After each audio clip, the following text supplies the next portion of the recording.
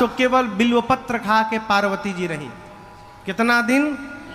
3000 वर्ष। 100 वर्ष साग खा के रही। फिर कुछ दिन बिना साग फल के केवल हवा पानी पी के रही। कछु दिन भोजन बारी बतासा, किए कठिन कछु दिन उपवासा। इतनी कठोर तपस्या हुई कि आकाशवाणी ने माँ से कहा, आपकी मनोकामना पूर्ण भई, पिताजी बुलाने आए तो घर जाइएगा, और जब सप्तऋषि आपको मिल जाएं तो आप हमारे वचनों को सत्य समझिएगा। ये तपस्या का परिणाम है। बिना तपे कुछ प्राप्त न हो जीवन में। शंकर भगवान को वैराग्य आया सती मैया के जाने के बाद, कैलाश से निकल पड़े। एक दिन रघुनाथ जी ने भगवान शंकर को दर्शन दिया, और दर्शन देकर राम जी ने कहा, बाबा मैं यदि आपसे कुछ मांगूंगा तो आप मुझे देंगे? शंकर भगवान ने कहा, जो आज्ञा करिए प्रभु। तब राम जी ने कहा, मैं यही चाहता हूं, जाए विवाह हो शैलज ही, यह मोहि मांगे दे। मैं आपसे यही याचना करता हूं कि आप जाकर पार्वती जी से विवाह करिए। भगवान शंकर ने कहा, प्रभु आप जो कही रहे उचित तो नहीं है, लेकिन आज्ञा सिर पर नाथ तुम्हारी, आपकी आज्ञा सिरोधार्य है। यहाँ पर शंकर भगवान ने पार्वती मैया के प्रेम की परीक्षा करने के लिए सप्तऋषियों को भेजा है। अभी थोड़ी देर पहले मैं आपसे कह रहा था कि अपने इष्ट के प्रति निष्ठ रहिए। पार्वती मैया के पास सप्तऋषि आए और मुस्कुरा करके पूछे, अरे पार्वती जी किसके लिए तपस्या में बैठी हैं, क्या चाहती हैं?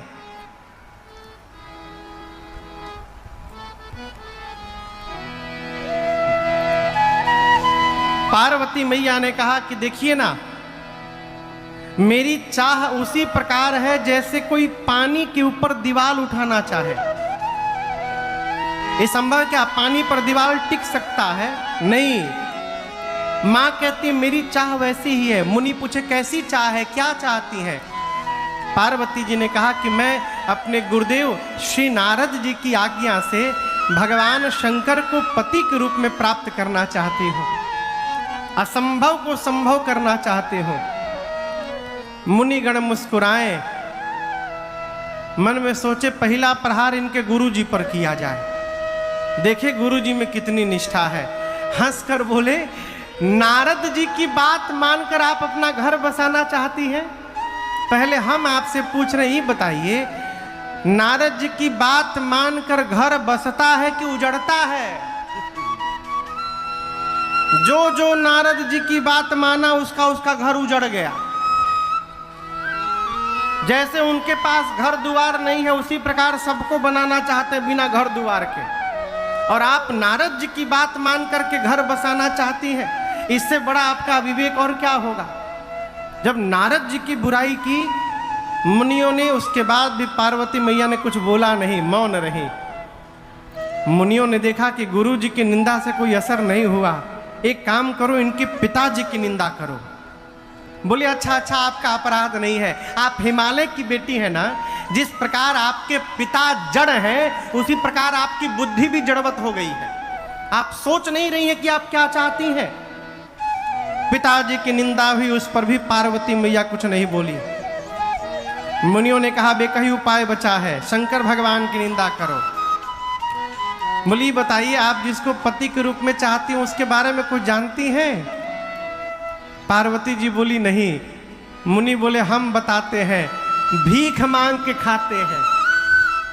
भीख मांगी भव खाई, सहज एकाकिन के भवन कबहु किनारी। अरे वो एकाकी रहते हैं, पहली पत्नी को पिता के घर में भिजवा के योगाग्नि में जरवा दिया, घर द्वार नहीं है, भीख मांग के खाते हैं, कैसे गुजारा हुई राउर। इस पर भी पार्वती मैया ने कुछ नहीं बोला। मुनियों ने कहा बेकही उपाय है, विकल्प ला के खड़ा किया जाए। क्यों? विकल्प ही एक ऐसा उपाय है जो संकल्प को समाप्त कर देता है। यदि आप अपने संकल्प को बना के रखना चाहते हैं तो जीवन में कभी विकल्प ना आने दीजिए। शशि भैया मेरे पूज्य महाराज श्री जब राम कथा गाने का निर्णय किए तो कथा गाना प्रारंभ करने के पहले एक काम किए, जितने सर्टिफिकेट थे उनके पास पढ़ाई के, सारा सर्टिफिकेट ले जाके सरजू जी में स्वाहा कर दिए। ना सर्टिफिकेट रही ना नौकरी के ऑप्शन बनल रही। विकल्प समाप्त करिए, आपका संकल्प आपके पास आने से कोई रोक नहीं सकता है, संकल्प अवश्य प्राप्त होगा देता। मुनियों ने विकल्प ला के रख दिया। कहा आप शंकर जी को पति के रूप में चाहती हैं, हम आपके लिए बहुत सुंदर दूल्हा लेकर आए हैं। कौन? श्रीपतिपुर बैकुंठ निवासी। लक्ष्मी जी के पति हैं, बैकुंठाधिपति हैं। दूषण रहिता सकल गुण राशि। समस्त सद्गुणों की खान है, उनमें कोई कमी नहीं है, बड़े सुंदर हैं, वो तैयार है। यदि आप हाँ कह देंगी पार्वती जी, हम लोग तुरंत ब्याह के तैयारी में लग जाएंगे। अब पार्वती मैया ने अपना मुख खोला, कहा आप लोगों ने आने में थोड़ी देरी कर दी। यदि नारद जी से पहले आप मिल गए होते ना तो मैं आपकी बात जरूर मान लेती, लेकिन मैं अब तो नारद जी की बात मान ली हूं, गुरु जी की बात। और आप कह रहे हैं कि गुरु जी की बात मानोगी तो घर उजड़ जाएगा। मैं कहती हूं हमारे घर उजड़े चाहे बसे, मैं अपने गुरु जी की वाक्य का त्याग करने वाली नहीं हूं, मैं उनको छोड़ नहीं सकती। और आप कह रहे हैं कि भगवान शंकर में बहुत दोष है। महादेव अवगुण भवन अब विष्णु सकल गुण धाम, आप कह रहे हैं, लेकिन हम कह रहे हैं जेहि कर मन रम जाहि सन तेहि तेहि सन का। लेकिन मैं कहती हूँ जो हो लगन देखा जाए, इन्हें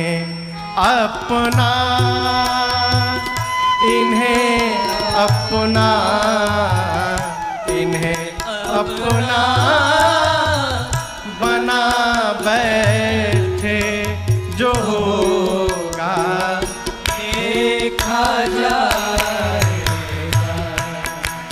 इन्हें अपना बना बैठे, जो होगा देखा जाएगा। इनसे लगा बैठे, जो होगा देखा जाएगा।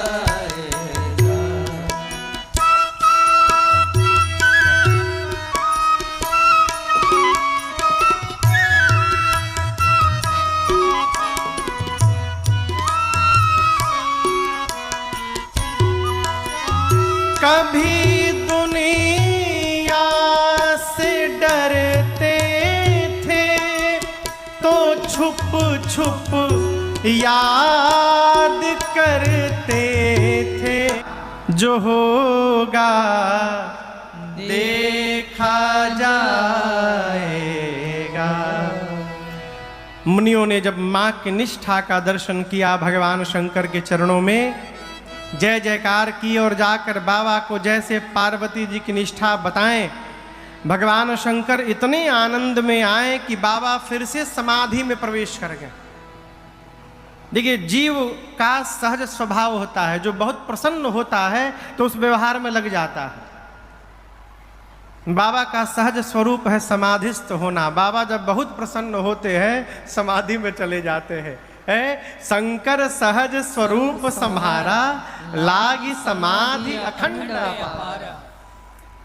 पिछली बार समाधि में गए तो 87,000 वर्ष बाद लौटे थे, फिर गए अब कब लौटेंगे किसी को कुछ नहीं मालूम। इसी मध्य एक दैत्य ने जन्म लिया जिसका नाम था ताड़कासुर। तपस्या करके ब्रह्मादि से वरदान प्राप्त किया कि शंकर भगवान के तेज से जो संतान जन्म ले उसी के हाथों मरूं। ऐसा क्यों मांगा? सोचा शंकर जी समाधि में हैं, हजारों वर्ष बाद लौटेंगे, आ भी जाएंगे तो उनकी पत्नी है नहीं, पत्नी है नहीं तो बेटा कैसे होगा? अब बेटा जब होगा ही नहीं तो मैं मरूंगा कैसे? मैं अमर हो गया। अमरत्व प्राप्त करने के लिए उसने दिमाग लगा के ऐसा वरदान मांगा। वरदान मिलते जाकर लगा देवताओं को त्रास देने। देवताओं को लेकर इंद्र पहुंचे ब्रह्मा जी के पास, जाकर पूछे ई मरी कैसे? ही मरी नहीं रहा है। ब्रह्मा जी बोले ऐसे नहीं मरेगा, ऐसा ऐसा वरदान लिया है। इंद्र बोले फिर तो मर भया। ब्रह्मा जी बोले मर भया नहीं, जरूर मरेगा। कन्या तैयार है विवाह के लिए, आप लोग केवल दूल्हे को तैयार कर दीजिए। इंद्र ब्रह्मा जी से हाथ जोड़कर बोले ताड़कासुर तो बाद में मारेगा हम लोगों को, जो बाबा को समाधि से बाहर बुलाने जाएगा बाबा पहले मार डालेंगे उसको। ब्रह्मा जी बोले आप लोग न जाइए, कामदेव को विदा करिए। कामदेव का आवाहन हुआ है, देव कार्य करने के लिए जाना है। ऐसा श्रवण करके आनंद की अनुभूति भई और ब्रह्मलोक से कैलाश 2 दंड में कामदेव पहुंचे हैं। 2 दंड यानी 48 मिनट में। और इस 48 मिनट में गोस्वामी जी कहते हैं पूरी सृष्टि काम के वशीभूत हो गई। परंतु कामदेव ने जाकर कैलाश में देखा भगवान शंकर पर कोई प्रभाव नहीं पड़ा। अब अपनी मृत्यु को निश्चित जानकर आम के वृक्ष पर पत्तों के पीछे छिपकर कामदेव ने अपने धनुष पर 5 पुष्प का बाण चढ़ाकर और भगवान शंकर के हृदय में उतार दिया। जैसे बाण बाबा के हृदय में लगा, बाबा का नेत्र खुल गया। शंकर भगवान लगे देखने किसने मारा। तब तक सौरव पल्लव मदन बिलोक भयं कोप कंपे त्रैलोका। कामदेव पर जैसे दृष्टि गई, हाथ में धनुष बाण देखा, बाबा को क्रोध आया, त्रैलोक्य कांपने लगा। उसी क्षण बाबा का तीसरा नेत्र खुला। ताबसीबती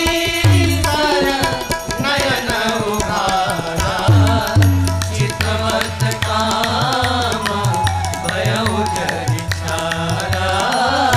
चितवत काम भयउ जरिछारा। चितवत काम भयउ जरिछारा।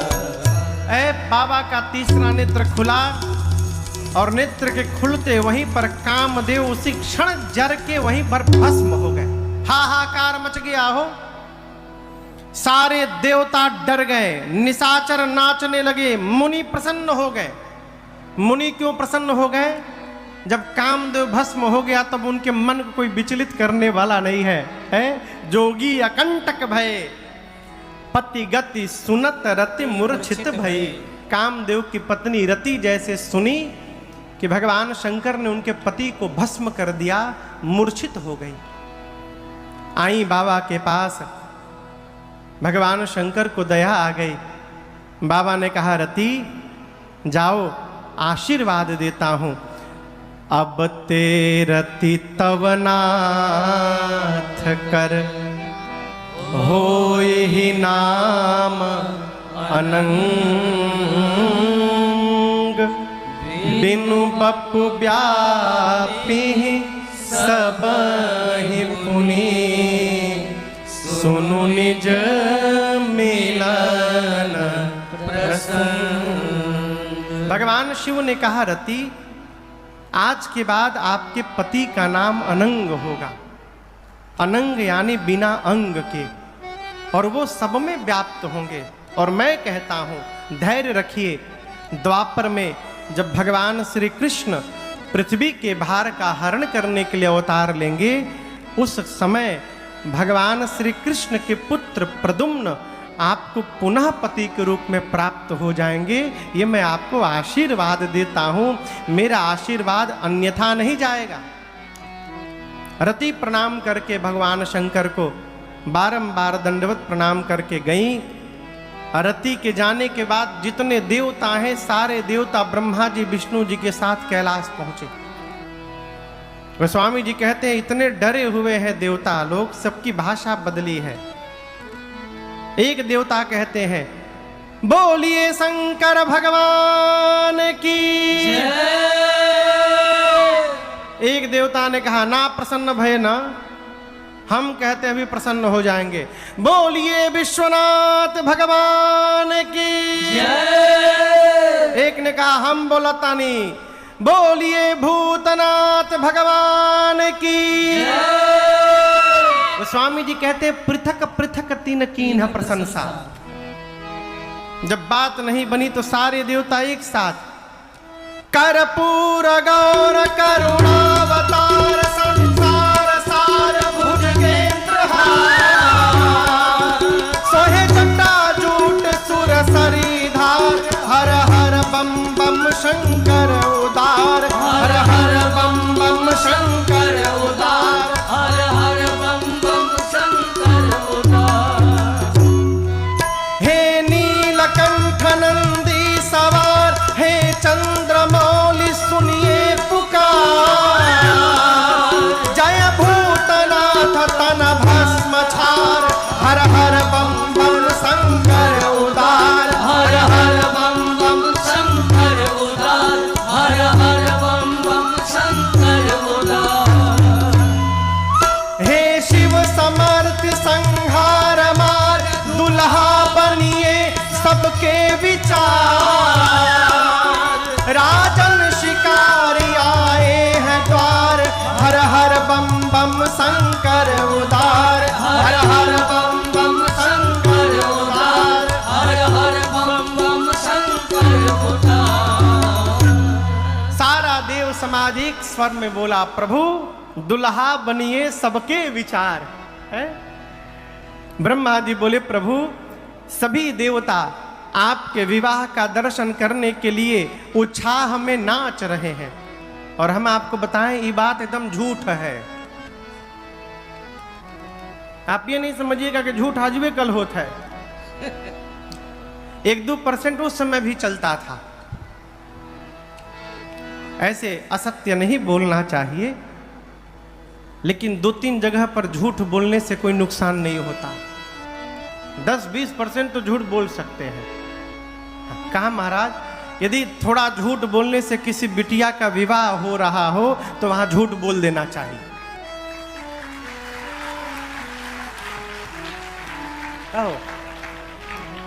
यदि झूठ बोलना पड़े कि लड़की के मुंह में आवाज नहीं खे, लड़की एकदम गऊ है, बोलती नहीं है, वो तो जब बिया होके जाई तहिया बुझाई। यदि थोड़ा झूठ बोल के बिया हो जाए बोल दीजिए। हमरे गांव की ओर एक बिया हो गया जीएफओ के नाम पर भैया। लड़कवा जीएफओ है और इसी पर बिया हो गया। मैं सत्य घटना सुना रहा हूं आपको। बाबू का है, बाबू जीएफओ हैं। विवाह के बाद जब बिटिया आई 1 महीना बीत गया, ये भाई साहब कहीं जा ही नहीं रहे, घरे बैठे हैं दिन रात। अब वो बिटिया परेशान कि यदि जीएफओ है तो जा क्यों नहीं रहे काम करने, कितनी छुट्टी मिलेगी इनको। 2 महीना बीत गया तो उसने अपने पिताजी से ये बात कही। पिताजी को टेंशन, पिताजी आए गांव, बेटी के ससुराल, दामाद ही मिल गए दरवाजे पर। ससुर जी को प्रणाम करके बिठाए उठाए, जब पानी उन्हें पिलाए, बात बात में ससुर जी ने दामाद जी से पूछा बाबू कब जाएंगे। वो पूछे कहाँ कहाँ, तो आप जीएफओ है ना। तो बोलो तो मैं आज भी हूं जीएफओ, उसके लिए जाने की क्या आवश्यकता है। तो आप जीएफओ का काम नहीं करेंगे तो यहां करता हूं, रोज करता हूं। अब उसको डाउट हुआ ससुर को, पूछे आप कहाँ हैं, जीएफओ मतलब क्या होता है। बोले जीएफओ मने गोबर फेंक ऑफिसर। रोज फेंकता हूं गोबर, कुली गोबर हम ही फेंके नहीं।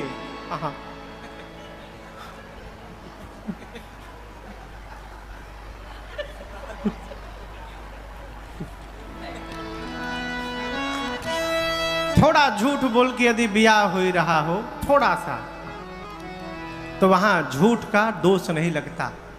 थोड़ा झूठ बोलकर कोई यज्ञ यदि पूर्ण हो रहा हो तो उसका दोष नहीं लगता। किसी झूठ से यदि परमार्थ सध रहा हो तो वहां दोष नहीं लगता है? हनुमान जी देखिए ना, हनुमान जी क्षमा करिएगा, हनुमान जी जब राम जी से मिले तो क्या बोले? नाथ शैल पर कपीपति रहाए, सो सुग्रीव दास तव आहाए।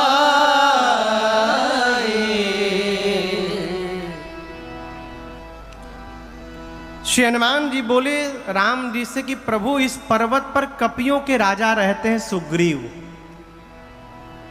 और वो कपियों के राजा सुग्रीव आपके दास हैं।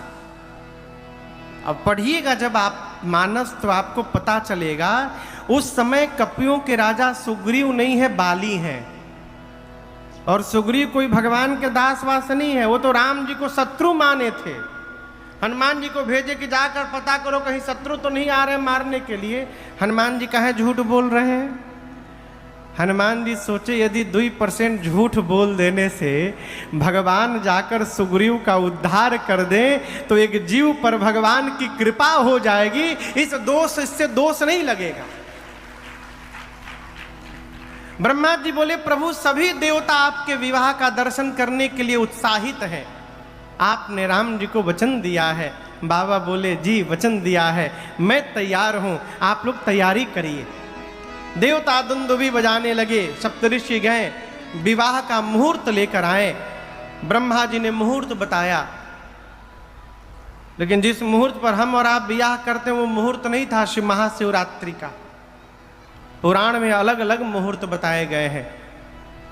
न सती मैया का विवाह शिवरात्रि के दिन हुआ था, न पार्वती मैया का विवाह। पुराण भगवान के अनुसार पार्वती मैया के विवाह की तिथि कहते हैं बैसाख महीना में पंचमी तिथि दिन गुरुवार का था।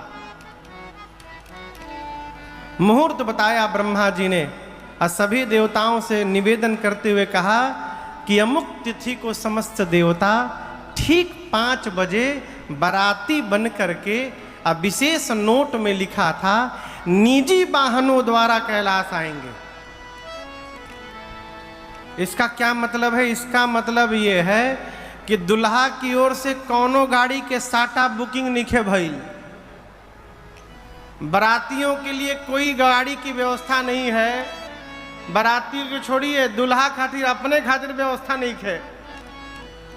तो ब्रह्मा जी ने कहा कि सभी बाराती देवता आएंगे निजी वाहनों पर बैठ के 5 बजे। देवता अपने अपने लोक गए। गोस्वामी जी कहते विवाह का दिन आया और विवाह के दिन लगे सवारन सकल सुर वाहन विविध विमान, होहि सगुन मंगल सुभद करहि अपचर। विवाह के दिन सभी देवता सवेरे से अपनी अपनी गाड़ी सजाने में लग गए। कौन क्या सजा रहा है? तो विष्णु भगवान गरुण जी को सजा रहे हैं। गरुण जी को नहलाकर चांदनी ओढ़ाकर फूल की माला पहना रहे हैं। इंद्र अपने सफेद हाथी को रगड़ रगड़ के धो के और चमका रहे हैं, चांदनी ओढ़ा रहे हैं। बगल में यमराज करिया भैंसा लेके खड़े हैं। वो जब देखे कि इंद्र का वाहन इतना गोर, हमार भैंसा करिया, लगे भैंसे को रगड़ रगड़ के चमकाने। इंद्र बोले कितनो रगड़वा गोड़ ना हुई। वो भैंसे को समझा रहे हैं। अग्नि नारायण बकरे को सजा रहे हैं। अग्नि नारायण बकरे पे चलते हैं। कुबेर के पास हवाई जहाज है पुष्पक विमान, वो पुष्पक विमान को सजा रहे हैं। सब अपन अपन गाड़ी सजा रहे हैं, अपने को सजा रहे हैं। लेकिन किसी देवता के मन में ये नहीं है कि जिसके विवाह में चलना है वो दुल्हा सरकार को कौन सजाएगा। बाबा आराम से बैठे हैं। बाबा के 2 ठे गण भृंगी और श्रृंगी दोनों परेशान हैं। गणों ने कहा बाबा बताइए, एक भी देवता आज आपको सजाने नहीं आए। शंकर जी बोले अपना से टाइम मिली तब ना हमारी याद आई, सब जाना अपने डेकोरेशन में परेशान बा। बाबा बोले देखिए देवता मेरा श्रृंगार नहीं कर सकते हैं, क्यों? शंकर का श्रृंगार वही कर सकता है जो मेरे मन को समझता है, और मेरे मन को, मेरे गणों को छोड़कर दूसरा कौन समझता है। इसलिए आप लोग जितना बढ़िया श्रृंगार करेंगे कोई नहीं कर सकता है, आप लोग सजाइए। अब बाबा के गण लगे सजाने बाबा को। जब शंकर भगवान ने गणों को कहा सजाने के लिए तो गण फंस गए। क्यों? जे कहियो आपन डेकोरेशन नहीं कैले, दूसरा के कैसे सजाई हो। जैसे बाबा रहते हैं वैसे बाबा के गण है। बाबा एक शिला पर बैठ गए और बाबा के गण लगे उनका श्रृंगार करने।